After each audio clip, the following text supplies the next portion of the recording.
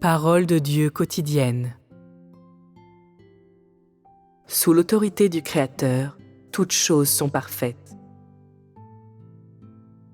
Toutes choses créées par Dieu, y compris celles qui pouvaient bouger et celles qui ne le pouvaient pas, comme les oiseaux et les poissons, comme les arbres et les fleurs, y compris le bétail, les insectes et les animaux sauvages, créés le 6e jour, étaient toutes bonnes selon Dieu et, de plus, aux yeux de Dieu, ces choses, conformément à son plan, avaient toutes atteint le summum de la perfection et avaient atteint les normes que Dieu voulait atteindre. Étape par étape, le Créateur a fait l'œuvre qu'il avait l'intention de faire selon son plan. L'une après l'autre, les choses qu'il avait l'intention de créer apparurent et l'apparition de chacune reflétait l'autorité du Créateur et une cristallisation de son autorité. Et, à cause de ces cristallisations, toutes les créatures ne pouvaient qu'être reconnaissantes de la grâce du Créateur et du soutien du Créateur. Au fur et à mesure que les actes miraculeux de Dieu se manifestaient, ce monde se développait, pièce par pièce, avec toutes les choses créées par Dieu, et il changea de chaos et de ténèbres en clarté et luminosité, de silence mortel en vivacité et vitalité sans fin. Parmi toutes les choses de la création, du grand au petit au microscopique, aucune n'avait pas été créée par l'autorité et la puissance du Créateur.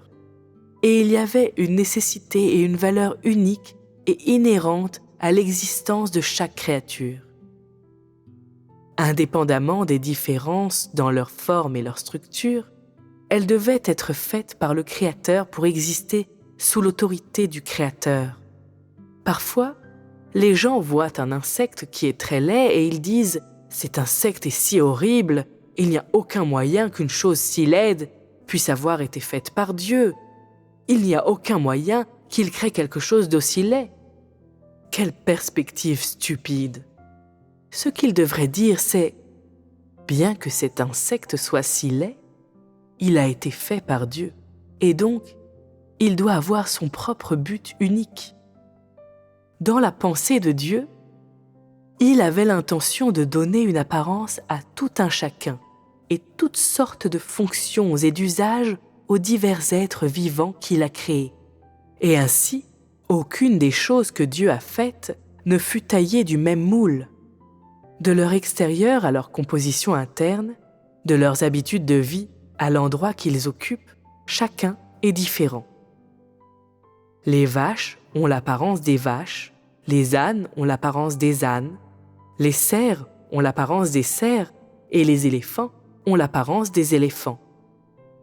Peux-tu dire lequel est le plus beau et lequel est le plus laid? Peux-tu dire lequel est le plus utile et celui dont l'existence est la moins nécessaire? Certains aiment l'apparence des éléphants, mais personne n'utilise les éléphants pour planter des champs. Certains aiment l'apparence des lions et des tigres, car elle est la plus impressionnante parmi toutes choses.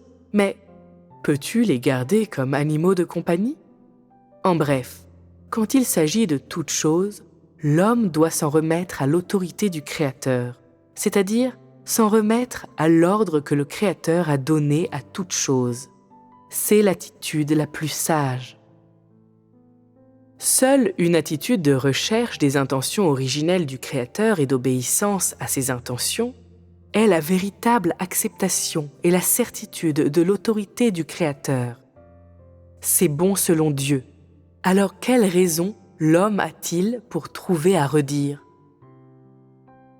Ainsi, tout ce qui est sous l'autorité du Créateur jouera une nouvelle symphonie pour la souveraineté du Créateur, commencera un brillant prélude pour son œuvre du jour nouveau et, à ce moment-là, le Créateur ouvrira aussi une nouvelle page dans l'œuvre de sa gestion. Selon la loi des pousses du printemps, de la maturation de l'été, de la moisson de l'automne et de l'entreposage de l'hiver, désignés par le Créateur, toutes choses feront écho au plan de gestion du Créateur et elles accueilleront leur propre nouveau jour, nouveau commencement et nouveau parcours de vie. et elles se reproduiront bientôt dans une succession sans fin afin d'accueillir chaque jour sous la souveraineté de l'autorité du Créateur.